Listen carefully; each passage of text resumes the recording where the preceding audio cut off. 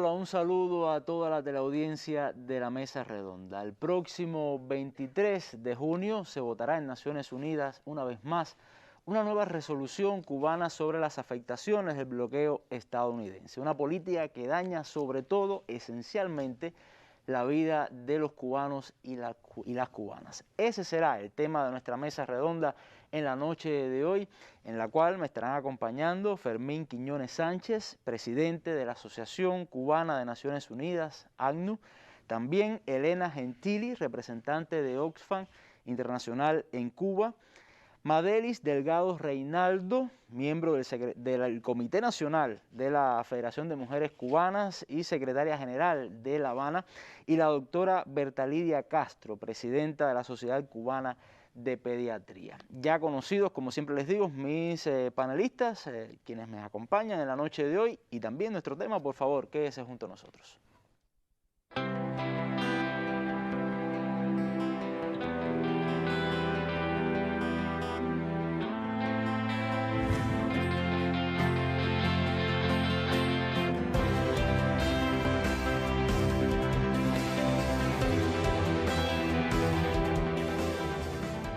Ya comienza el ensayo clínico para niños y jóvenes.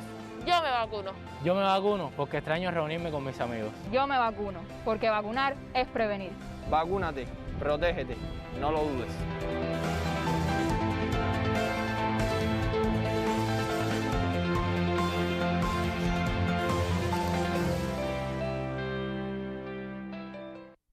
Bueno, y precisamente este spot nos adelantaba nuestra noticia del día. Comenzó en La Habana el ensayo clínico en edades pediátricas de Soberana 02 y aquí tenemos los detalles.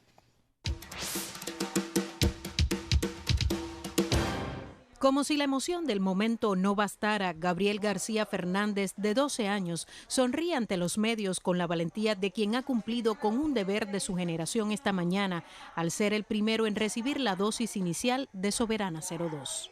Ayudo a que para cuando la vacuna, a inyectar a todos los niños del país. Y así pongo mi grano de arena para ayudar al país. El primer ensayo clínico en edades pediátricas comenzó en el Hospital Juan Manuel Márquez de la capital con 25 voluntarios de 12 a 18 años. Desde el punto de vista clínico, anamnesis, examen físico, etcétera, y un grupo de exámenes de laboratorio clínico, de laboratorio microbiológico, PCR, etcétera. Es decir, es muy riguroso la selección que se hace en estos voluntarios en una fase 1 del estudio. Una rigurosa evaluación clínica por parte de un grupo de pediatras da el visto bueno para avanzar hacia el momento de la inmunización. Estos adolescentes de 12 a 18 años de edad se hace un seguimiento activo que incluye la primera hora después de la administración del candidato vacunal y después se hace presencial aquí en esta institución 24, 48 y 72 horas. Después hay una otra fase de seguimiento que incluye hasta el 7º día que vuelven a ser reevaluados aquí. El Centro Estatal para el Control de Medicamentos, Equipos y Dispositivos Médicos, SECMED, acompaña este estudio en cada una de sus fases y etapas. Ver toda la trazabilidad del ensayo. Una vez que nosotros hemos evaluado este protocolo, ¿qué ocurre ya en condiciones reales? Sí, nos hemos dirigido a la sala de observación, a la evaluación de estos sujetos, la entrevista con los padres, los niños, cómo supieron de este ensayo. Además, también vamos a verificar cómo llega el producto de investigación. Para los seleccionados es este un gran acontecimiento en sus vidas. Busqué información sobre la vacuna y me gustó y me gusta participar aquí porque es una cosa muy especial y es un momento que está viviendo todo el mundo y es un honor estar aquí. Yo creo que es buena para ponérmela porque me va a proteger contra el virus.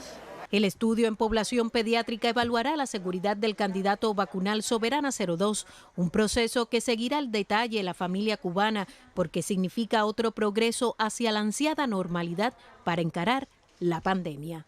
Gisela García Rivero, Sistema Informativo de la Televisión Cubana. Bueno, y veíamos aquí a la doctora Berta Lidia emocionada, orgullosa, porque precisamente es su hospital, ¿no?, por donde ha comenzado este ensayo clínico.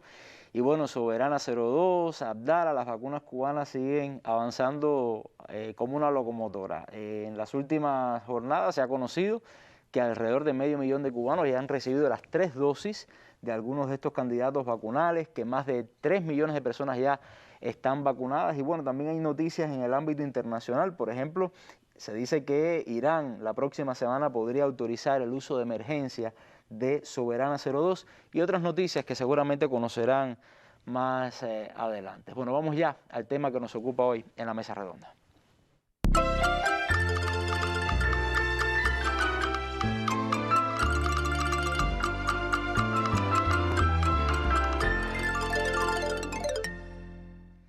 Bueno, la sociedad civil, Fermín, es, vamos a decir, el sector que en esencia más sufre el día a día en las políticas del bloqueo, y también hablábamos en algún momento el que más ha sido utilizado con más cinismo y con más doble moral por parte del gobierno de Estados Unidos. Sobre todo, recordemos por ejemplo el discurso de la administración de Donald Trump, que decía que todo lo que hacía, esas políticas tan agresivas que aprobaba, bueno, era a favor de la sociedad civil. Por supuesto, la realidad decía otra cosa. Pero ¿cómo es la afectación en la sociedad civil cubana?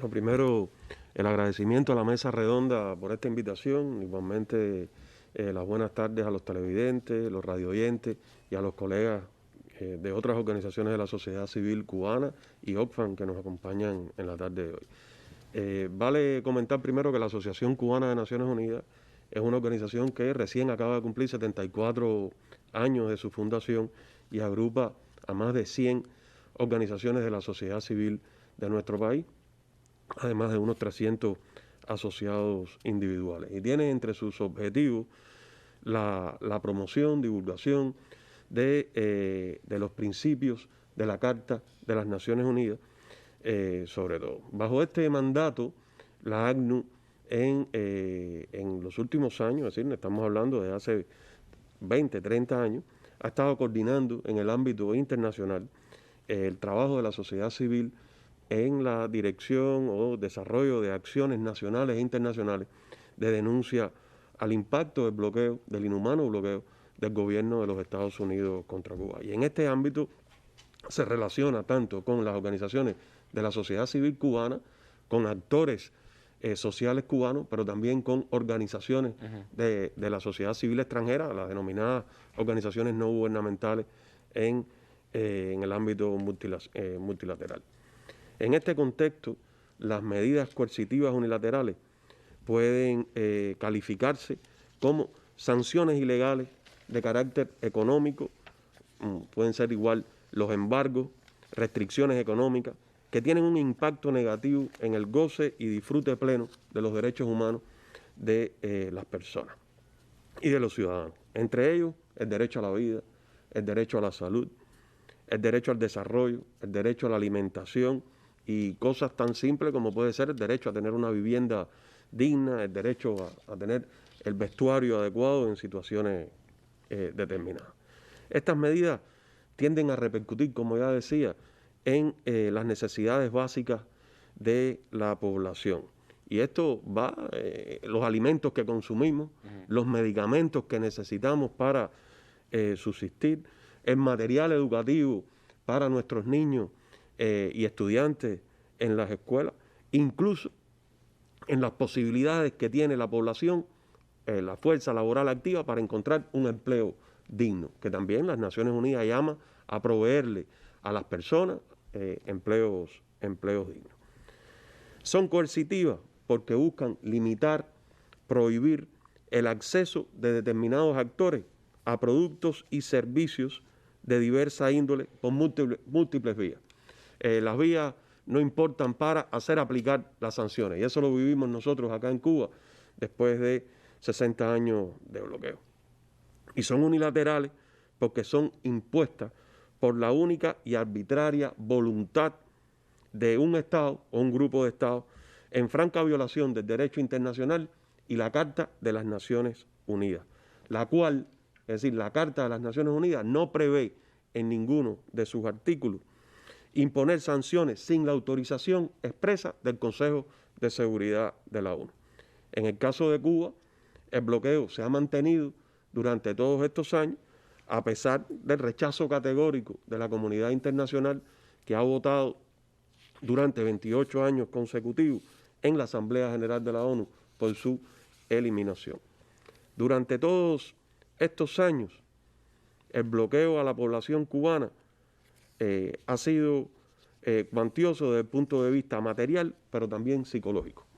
Eso ya se ha abordado en otros espacios, porque el bloqueo ha estado acompañado del actuar cínico, muy cínico, del gobierno estadounidense, que con una intensa campaña mediática, bien financiada, pretende convencer al mundo, incluso al pueblo cubano, de que el bloqueo no significa un obstáculo real para el desarrollo de la isla y el desempeño de nuestra economía. Ha sido uno de esas pretensiones que más ha fallado, porque obviamente eso es algo que ya nadie cree, ¿no? O sea, se sabe que el bloqueo es real y las afectaciones están ahí, porque bueno, se hablaba en términos generales, pero están las cifras, están los ejemplos, está el día a día, ¿no?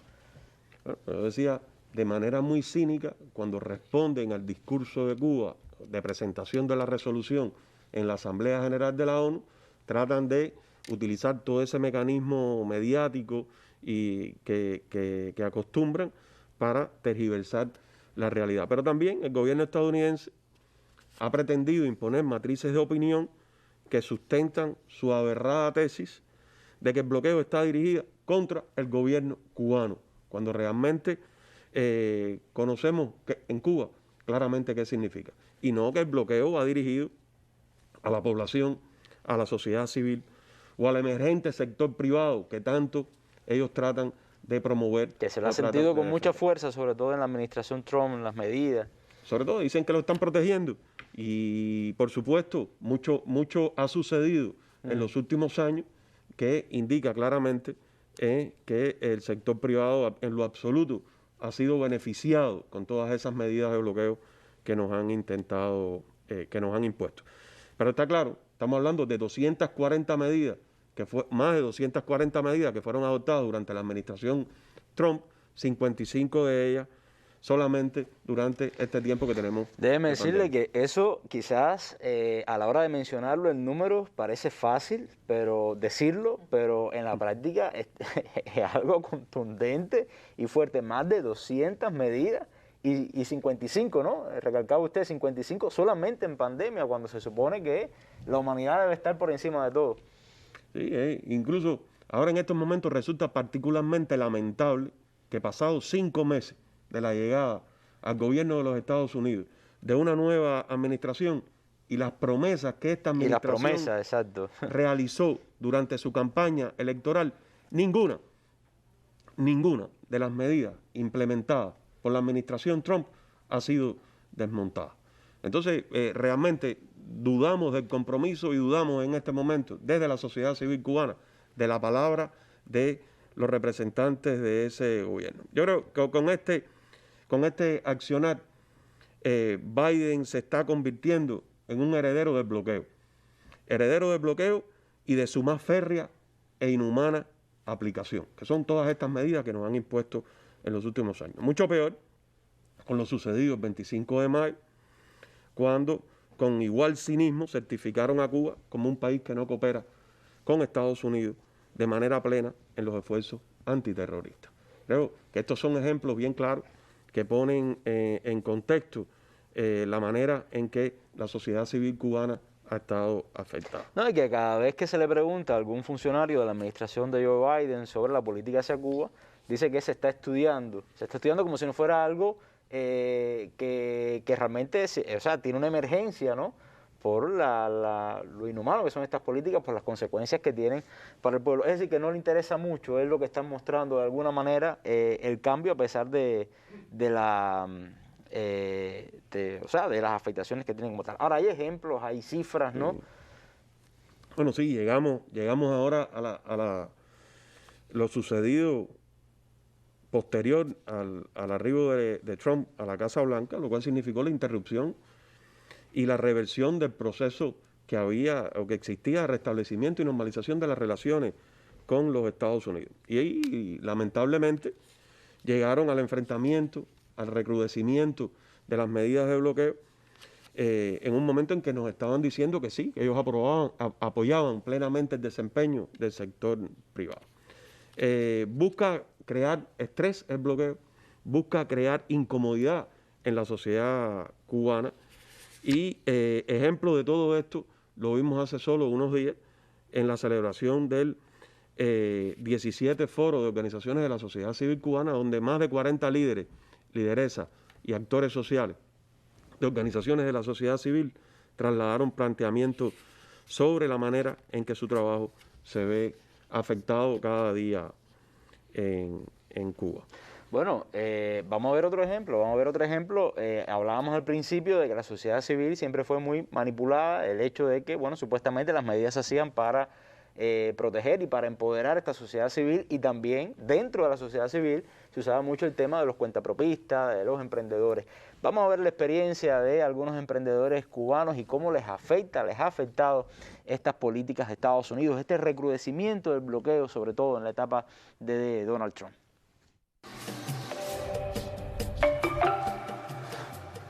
La mujer cubana ha sido una mujer muy luchadora. Va a la calle y va pensando que lleva para la casa. Junto a mi hermana y mi mamá llevamos este negocio familiar, Zulu.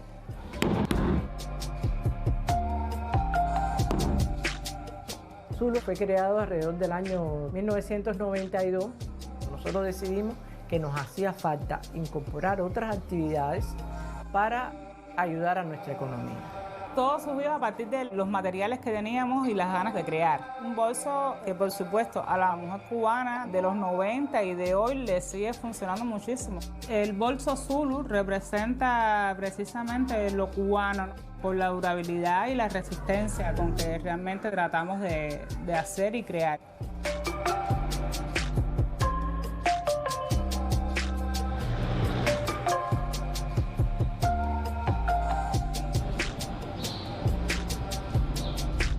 Las afectaciones de las medidas de Trump al negocio ha incidido de forma directa porque han afectado la entrada al país de materia prima.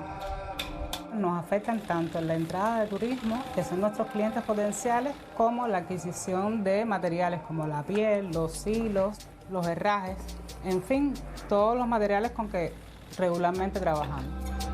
Eso que los políticos dicen que nada más que se afecta al gobierno de Cuba es falso. Realmente nos afecta a todos.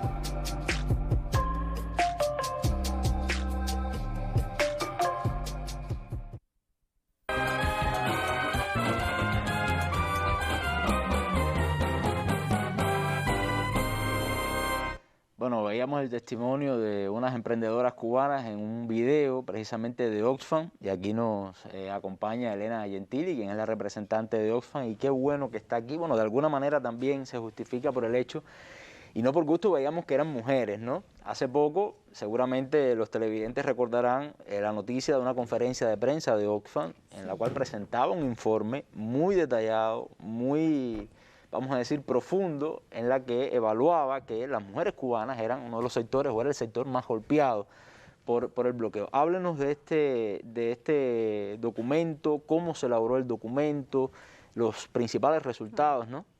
Mucho gusto. Bueno, primero sumarme al agradecimiento a la mesa redonda y a todas y a todos para la oportunidad realmente de compartir ese espacio con todas ustedes sobre este importante tema, ¿no? La oportunidad de retomar el informe que se publicó el 25 del mes pasado como un testimonio, ¿no? de realmente de los impactos diferenciados que el bloqueo en los últimos casi 6 décadas ha impuesto a la población cubana, porque esto es un poco lo que quiere informar el informe. ¿Por qué? Porque Oxfam es una organización internacional que trabaja en 67 países para edificar una sociedad más justa, menos desigual, y aquí en Cuba trabajamos desde el 1993 junto a varios actores sociales, institucionales, como la Federación de Mujeres Cubanas, cubanas, pero también con muchas organizaciones asociadas a la ACNUR, por ejemplo, la ANAP, la CTAF, la ACPA y otras como el Centro Martin Luther King, la Defensa Civil como institución por toda la parte de respuesta humanitaria. Todos son una red, ¿no? Es una red. Una red. Es una red y acompañamos esa red de actores sociales, ¿no? en diferentes áreas. Pero gracias a este compromiso y trabajo conjunto que desde casi 3 décadas acompañamos a lo largo y a lo ancho de la isla, que hemos tenido la oportunidad de conocer de cerca los impactos reales y diferenciados de las medidas coercitivas unilaterales de Estados Unidos hacia Cuba, sobre todo en las personas y, como justamente decía, sobre todo en las mujeres diversas. Las mujeres diversas como columna vertebral de las familias, ¿no?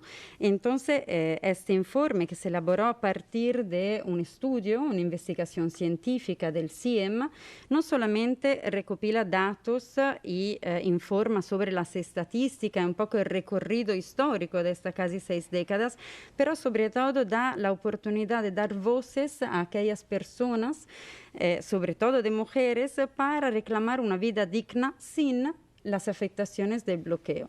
Ser resiliente, creo que la población cubana nos da demostración de la fuerza día a día frente a diferentes, de verdad, diferentes situaciones como la de la COVID-19, por ejemplo. Lo acabamos de ver, cuál es la respuesta. Pero ser resiliente para una mujer frente a una política injusta como la del bloqueo realmente no debería ser una obligación, ¿no? ¿Por qué entonces mirar a los impactos diferenciados? ¿Y qué son los impactos diferenciados? Es la forma en que cada una y cada uno de nosotros vive las afectaciones, los impactos del bloqueo. Y negar que haya una diferencia significa no apoyar a una sociedad justa.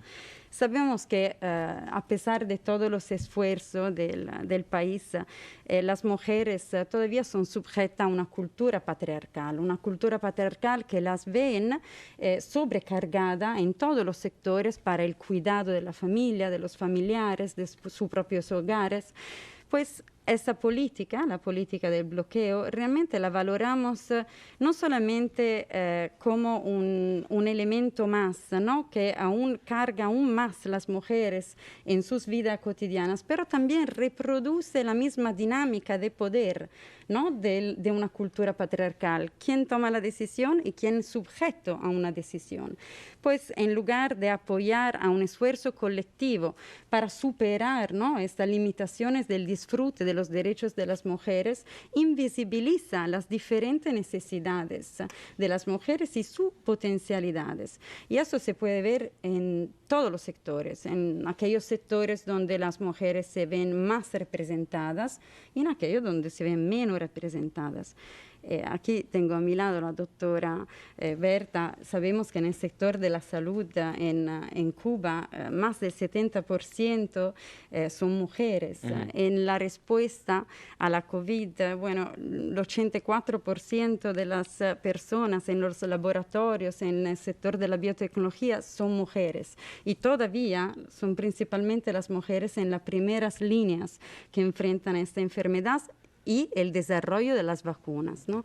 Realmente pensamos que en este último tiempo... Y también todas las escaseces, las presiones, el impacto psicológico del que hablaba Fermín, por ejemplo.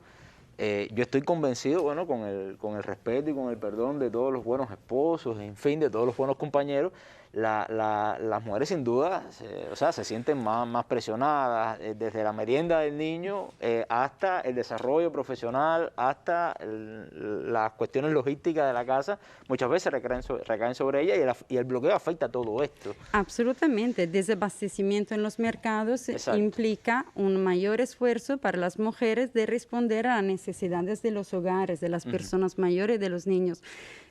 con un estudio que se desarrolló hace poco, se valoró que más de 35 horas semanales las mujeres la dedican al cuidado de las personas y de los hogares. 35 horas semanales es un trabajo a tiempo completo. Además de una presencia, ¿no?, de las mujeres en los sectores económicos y sociales más fuertes también aquí en Cuba, significa que la sobrecarga es muy fuerte. Y además las distancias. Yo me pongo también, además de representar a Oxfam aquí en el país, soy mujer, soy madre, conoce soy la esposa, realidad cubana. Vivo aquí desde años, conozco muy bien y de muy cerca la realidad cubana, y cuando necesitamos encontrar sencillamente un medicamento se complica la vida de cada una y de cada uno de nosotros. Y por eso realmente, por ejemplo, de lo que se comentaba en el sector privado, ¿no?, donde tal vez todavía las mujeres son menos representadas comparado al sector de la salud, ahí el esfuerzo es aún más fuerte.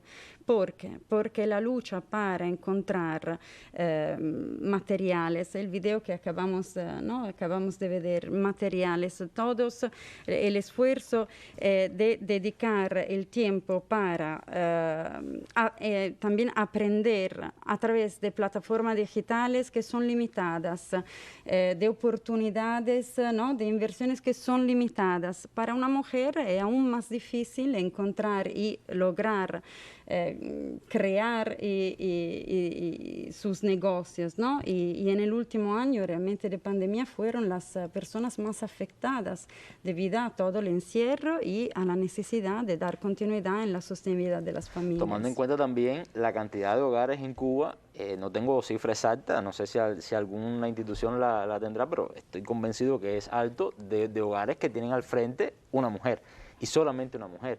Y eso carga también en muchos sentidos, ¿no? Absolutamente. Por ejemplo, en los servicios sociales la mayoría son mujeres. Carga, como se decía, psicológicamente, el estrés constante. Son casi 6 décadas. ¿Cuántas generaciones entonces? ¿Cuántos padres, hijos y hijas tenemos ¿no?, en el exterior? Yo soy una de ellas. Y no tener la oportunidad de viajar, y no solamente por la pandemia, porque el problema inicia antes de esta crisis sanitarias, y de no poder comunicar fácilmente provocan un estrés. Entonces los impactos no son solamente los impactos materiales de que hemos visto, ¿no?, hasta ahora, son también los impactos intangibles, y a veces no nos damos cuenta de cuánto estos impactos afectan a las personas.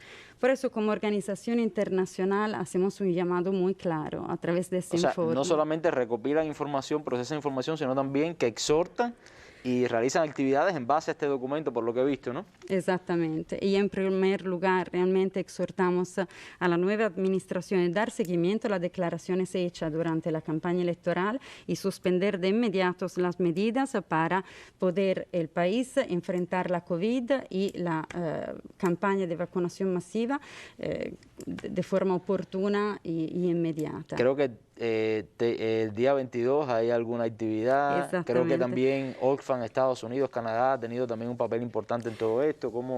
Bueno, realmente el informe se abre con prólogos firmados por la directora ejecutiva de Canadá y la directora ejecutiva de Oxfam América, junto conmigo, fue elaborado con el partenariado también de WOLA. El 22 de este mes, exactamente el día antes de la votación a la Asamblea de Naciones Unidas, tendremos otro espacio digital para compartir con también algunos congresistas de Estados Unidos, junto a CDA, WOLA y Oxfam, animando a todos los miembros de Naciones Unidas a votar a favor para la resolución que tendremos el 23. Bueno, muchas gracias, Elena, por toda esta información. Bueno, por unirse también a Oxfam desde su posición a todo este llamado a eliminar el bloqueo de Estados Unidos. Yo creo que bueno, no se le está haciendo mucho caso a todas estas voces a nivel internacional, que son muchas que están pidiendo, pero bueno, hay que hablar con fuerza. Vamos a ver también la experiencia de otra cubana, una experiencia muy interesante, una mujer cubana con ese espíritu que la caracteriza, pero que también desde su posición y desde su actividad es afectada por el bloqueo estadounidense.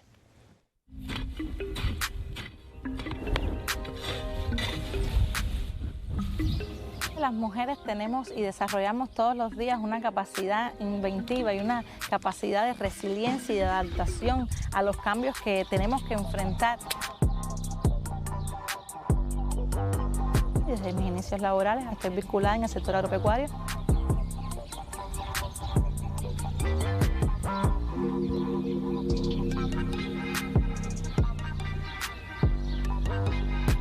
Tienes que poner una manguera, poner un pedazo de corté, un pedazo de nylon, lo vuelve a unir y aún así mira la fuga de agua que tenemos. La agricultura lleva un deterioro continuo y junto con ella incluso un deterioro del medio ambiente. Es uno de los sectores más golpeados por el bloqueo.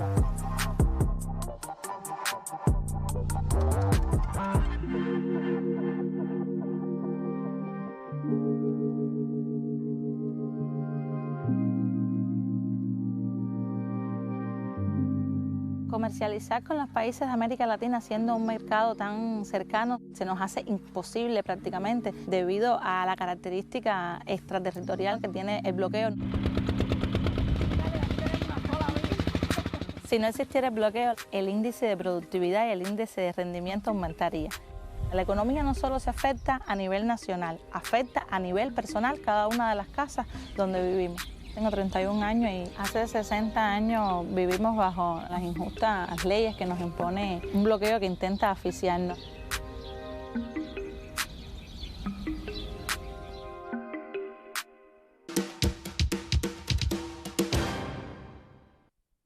Bueno, Yelena quería también apuntar algo brevemente, ¿no? Me decía. Sí, no, solamente que como organización internacional que trabaja con diferentes organizaciones de la sociedad civil cubana, creemos que sea siempre más importante tener una agenda conjunta para documentar y posicionar los impactos que estas políticas han sobre las vidas de las personas. Entonces animamos y apoyamos para continuar en este ejercicio colectivo. Bueno, y de colectivo. hecho estoy convencido que una de las organizaciones que más aportó a este informe y que más apoyó en ese informe, en ese estudio sobre el impacto en las mujeres, ha sido precisamente la Federación de Mujeres Cubanas, que puede hablar mucho también de cómo ha sido esa afectación en la mujer cubana, pero también cómo ha afectado a la propia Federación de Mujeres Cubanas como una organización que lucha por los derechos y el empoderamiento de la mujer, ¿no? ¿Cómo ha sido? Bueno, sí, buenas noches y a toda la teleaudiencia. Y bueno, también agradecer a los panelistas que nos acompañan en esta tarde noche. Y por supuesto agradecer a OVFA por el informe presentado, pero también por tener en cuenta a nuestras mujeres para este documental que se acaba de presentar, porque OVFA precisamente es un luchador incansable de conjunto a la Federación de Mujeres Cubanas en que cese este injusto e inhumano bloqueo de los Estados Unidos, del gobierno de los Estados Unidos contra nuestro país. Y es una realidad. El bloqueo afecta directamente a las mujeres y a las familias, precisamente porque es un obstáculo para el desarrollo de la vida de las mujeres y principalmente es la principal forma de violencia que se ejerce contra las mujeres y sus familias. Lo tienen identificado. Lo tenemos identificado como una forma de violencia hacia las mujeres y su familia. El bloqueo afecta sobre todo y en este periodo de la COVID-19 a las mujeres y a sus familias de una manera directa, porque se ha recalcado mucho en las mujeres todos los procesos domésticos que se desarrollan, tanto en la atención a las niñas, a los niños, también al cuidado de los adultos mayores que tengamos en casa y por supuesto nos vemos afectados por la situación propia económica a raíz del bloqueo que presenta hoy nuestro país, precisamente en los alimentos que se consumen, con la frecuencia también que hay que preparar los alimentos a los niños, a nuestros adultos mayores, y esto nos afecta de una manera muy directa, pero también a la visualización de las teleclases de nuestros niños, porque la pandemia precisamente no ha permitido que nuestros niños vayan y niñas vayan hoy a los centros educacionales, y la visualización de las teleclases desde la casa es una responsabilidad que ha recaído en este sentido en la mujer para muchas veces una mujer poder trabajadora, una mujer jefa de hogar, por decirle así, responsable de hogar. Porque la mujer también tiene esta responsabilidad, labora fuera de la casa, pero también cuando llega a la casa asume los demás roles y precisamente en una sociedad patriarcal como la nuestra todavía esos roles recaen en nuestras mujeres y se le duplica, ¿no?, el accionar fuera y dentro de la propia familia. Nosotros tenemos con OFA un proyecto que hace un tiempo lo venimos desarrollando, que se llama Cuidando con Equidad, que tiene que ver precisamente cómo preparamos a nuestras mujeres y a la familia en el cuidado de las personas, a partir de las limitaciones que también tenemos por el injusto bloqueo expuesto por el gobierno de los Estados Unidos y las limitaciones que tenemos, pero tenemos también que ese ejercicio hacerlo más viable, más ameno, con mayor ímpetu, y en eso también OFA nos ha venido acompañando en ese sentido. Ahora, esta es otra línea interesante, no creo que pueda ser, vamos a decir, marginada, ¿no?, a la hora de mencionar las dificultades del bloqueo. Y es como decía al principio, ustedes como organización tienen una serie de proyectos, de, vamos a decir, actividades que realizan, de una obra que se ve afectada también, porque muchos de estos proyectos necesitan de financiamiento, necesitan de una serie de condiciones que el bloqueo también las impide, ¿no? Por ejemplo, la importación de materias primas para las producciones textiles de Quitrín, que es una de nuestras entidades que hoy confecciona, produce diferentes productos y en estos momentos está prácticamente paralizada porque no recibe hoy la materia prima que necesitamos para poder hacer las producciones precisamente ahí en Quitrín. Pero también tenemos la editorial de la mujer, que es también creada por la Federación de Mujeres Cubanas, pero que es vital para el trabajo nuestro, porque sus presentaciones, sus publicaciones se ven limitadas precisamente porque no tenemos los recursos, porque las publicaciones se concentran precisamente en el desarrollo de nuestras mujeres, de su familia y en las problemáticas que hoy necesitan saber nuestras mujeres, y nos sentimos limitadas en ese sentido, que no podemos también publicar todo lo que nosotros queremos a través de nuestras publicaciones. Bueno, muchas gracias por esta intervención. No sé si tenía algo más que decir, algo más que apuntar con respecto a estas afectaciones. Recalcar, no se puede hablar del adelanto de las cubanas sin hablar de la Revolución Cubana. Y no se puede hablar tampoco de la Revolución Cubana sin la participación activa de las mujeres y de sus y de las familias en todos los procesos que como revolución desarrollamos, y como proyecto social cubano también. Las mujeres estamos hoy en la primera línea de combate, tanto en las misiones internacionalistas, que el 64,2% de todo ese personal es precisamente mujeres. Más del 90% ha estado al frente en las investigaciones para nuestros candidatos vacunales, que afortunadamente ya disfrutamos de ellos, y el papel de la mujer ha sido decisivo, a pesar de todas las limitaciones, a pesar del bloqueo genocida del gobierno de los Estados Unidos contra nuestro país. Nosotros seguiremos acompañando a la revolución. Bueno, y Fermín lo decía al inicio, más de 50 medidas que ha tomado el gobierno de Estados Unidos desde el inicio, o bueno, el antiguo gobierno de Estados Unidos, pero que mantiene el actual gobierno de Estados Unidos desde el inicio de la pandemia, y estamos hablando de un contexto en el que el bloqueo no solamente se ha recrudecido, sino también se ha mezclado con las afectaciones ya propias de la pandemia, y también a pesar de la respuesta que ha dado Cuba. Ya veíamos el inicio de nuestra noticia del día de este estudio de intervención pediátrica. Bueno, pues también afecta a estas soluciones que Cuba busca. Vamos a ver, al principio veíamos, bueno, algunos testimonios, algunas entrevistas de jóvenes que participan en este estudio clínico, pero vamos a ver las palabras del primer niño vacunado en el inicio de este ensayo clínico. Bien, no duele, estoy vacunado, ya tengo que venir dentro de un mes para vacunarme de nuevo. ¡Viva Soberana!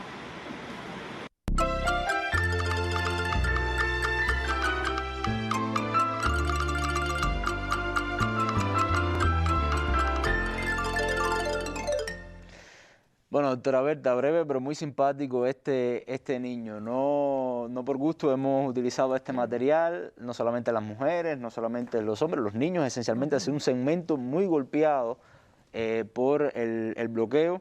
Este año se cumplen 30 años de la firma de Cuba, ¿no? De la firma de Cuba, la Convención de Derechos del Niño. Y bueno, quisiera también, quizás usted en su condición de presidente de la Asociación de Pediatría de Cuba, hablar sobre las afectaciones en este sector.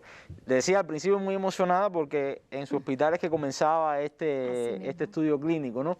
Pero a ver, ¿cómo se manifiesta? ¿Cómo lo recogen ustedes los especialistas desde este punto de vista?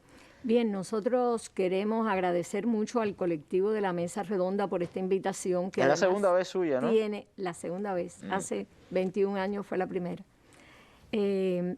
Esta feliz coincidencia de que en el día de hoy un representante de este hospital al que yo pertenezco con orgullo esté en la Mesa Redonda es también muy valioso para nosotros, teniendo en cuenta que hoy coincide con el inicio en el centro del ensayo clínico de la vacuna Soberana 02 para la población en edades pediátricas. Un orgullo estar con ustedes hoy. La repercusión del bloqueo en la sociedad civil cubana no es subjetiva, tiene un elemento concreto. Podemos decir que las relaciones científicas entre la sociedad civil cubana, que tanto se habla de apoyar desde el gobierno norteamericano, lo que ha hecho es ser entorpecidas. Las relaciones entre los pediatras cubanos y los norteamericanos han sido entorpecidos en los últimos años, de manera que los encuentros que realizaba la Sociedad Cubana de Pediatría, a la cual estoy representando hoy, se han visto detenidos al no poder recibir en nuestro país a los miembros de la Academia Americana de Pediatría que tenían favorables intercambios con nosotros. Pero además hay otros elementos objetivos.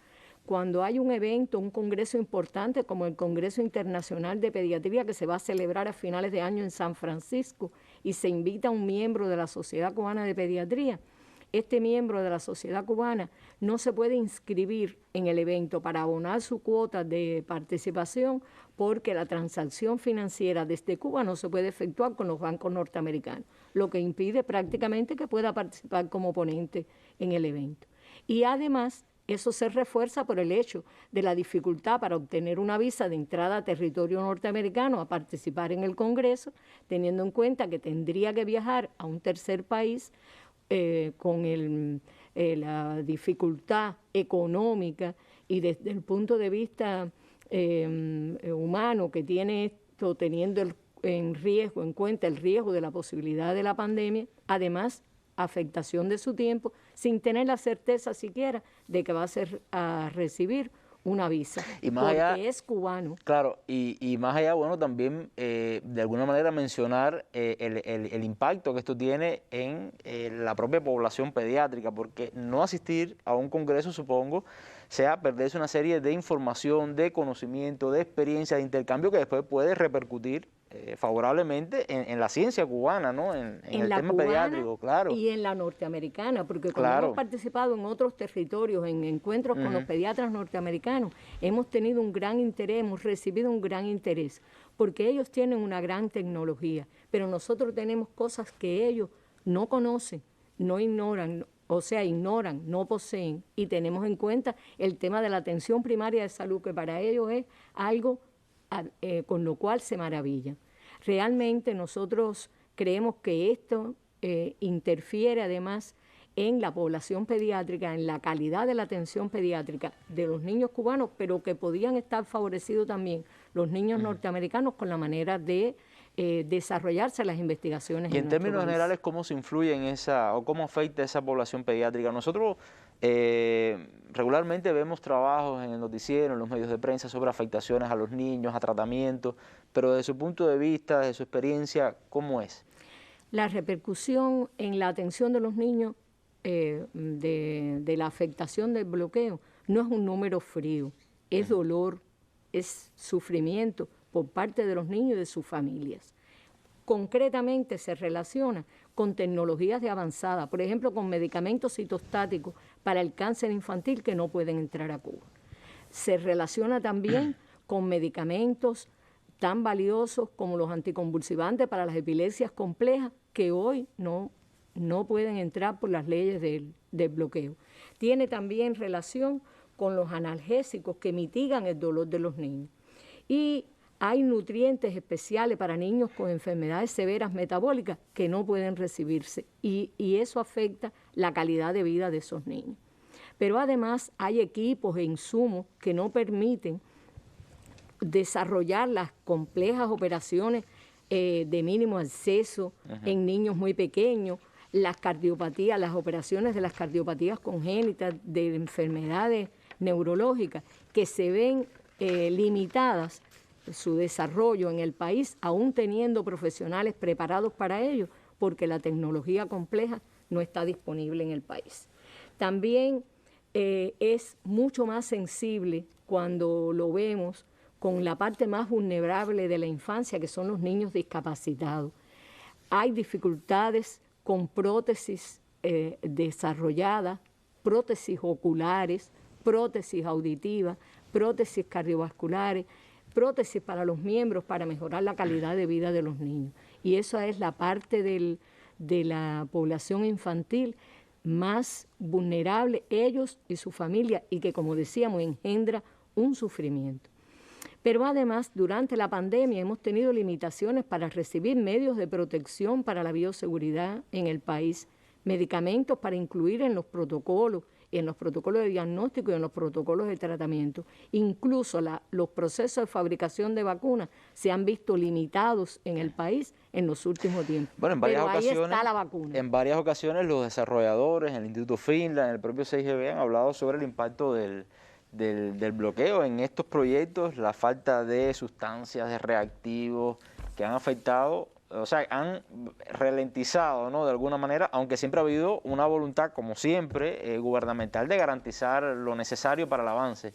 Asimismo, hay que decir que el Estado cubano y el sistema de salud han dado una prioridad a través de los años a la atención a la infancia en Cuba. Y que el dolor, a pesar de ese esfuerzo, el dolor de niños y familias se extiende más allá del ser centro de la situación familiar del niño enfermo. Sobre eso quería preguntarle, doctora, porque, a ver, uno piensa en el niño, uno piensa en la familia, en las madres, pero ¿qué nivel de impotencia y de dolor también quizás en todo este sector de la salud que atiende a estos niños al verse limitado también, saber que algo tiene solución y que no se le puede dar la solución o no se le puede dar la solución correcta debido al bloqueo? ¿Cómo es ese sentimiento? Mira, ese sentimiento es frustrante, pero te duele tanto como le puede doler al familiar que está viendo lo que está ocurriendo. Y además es algo que provoca desgaste psíquico y físico incluso. No obstante, esto ha servido de acicate para que el pediatra cubano y los profesionales que trabajan con los niños sepan que poniendo nuestros recursos, ¿cuáles son nuestros recursos? Capacitarnos más. ¿Cuáles son? Poner más apoyo, poner más cariño y poner más coraje y más amor en la atención de esos niños. Hay un viejo salubrista que decía que el pediatra cubano es poseedor de algo que se llama la mística del pediatra cubano. Y eso es una realidad, eso no es subjetivo, eso existe.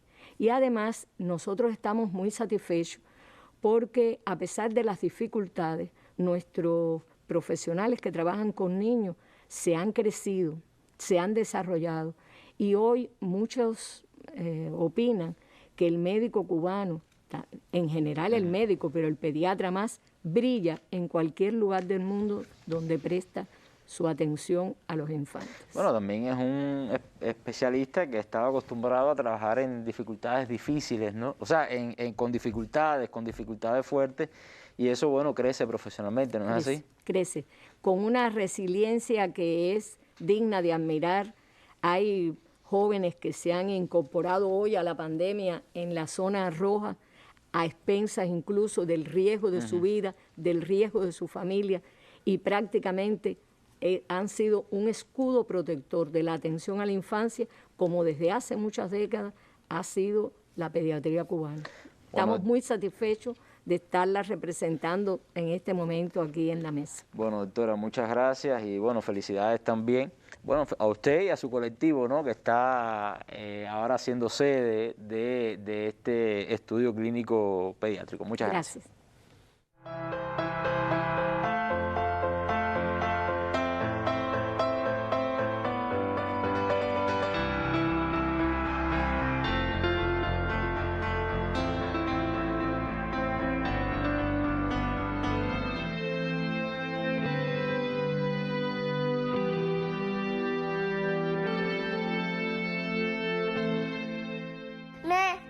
Vacuno para comenzar la escuela. Yo me vacuno por mis amigos. Yo me vacuno por mi familia. Yo me vacuno por ti, por mí y por todos.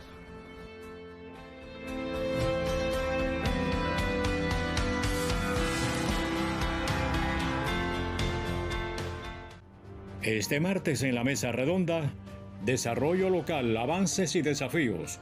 Directivos del Ministerio de Economía y Planificación, del Centro de Desarrollo Local y Comunitario del SIDMA y de la Sociedad Científica de Desarrollo Local de la ANEC comparecerán este martes en la Mesa Redonda para analizar los avances y desafíos en el desarrollo territorial del país.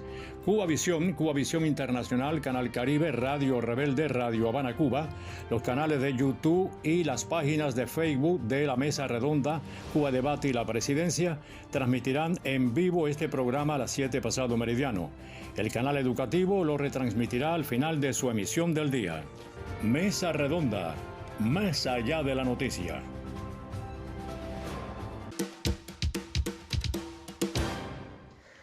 Bueno, y fíjense que en casi todas las intervenciones o en todas las intervenciones hasta el momento se ha hecho referencia a algo, y es a la resistencia, a ese ímpetu de salir adelante y de enfrentarse a todos estos obstáculos que impone el bloqueo. Y yo creo que para hacer honor a este pueblo que durante 60 años ha resistido esta política, también hay que hablar de eso. Y de eso, o sea, de esa resistencia, de esa creatividad para buscar soluciones o para enfrentar los malos momentos, que también forma parte de una expresión de bloqueo y que se hace difícil esa respuesta también frente al bloqueo. Fermín, ¿qué cree de esto?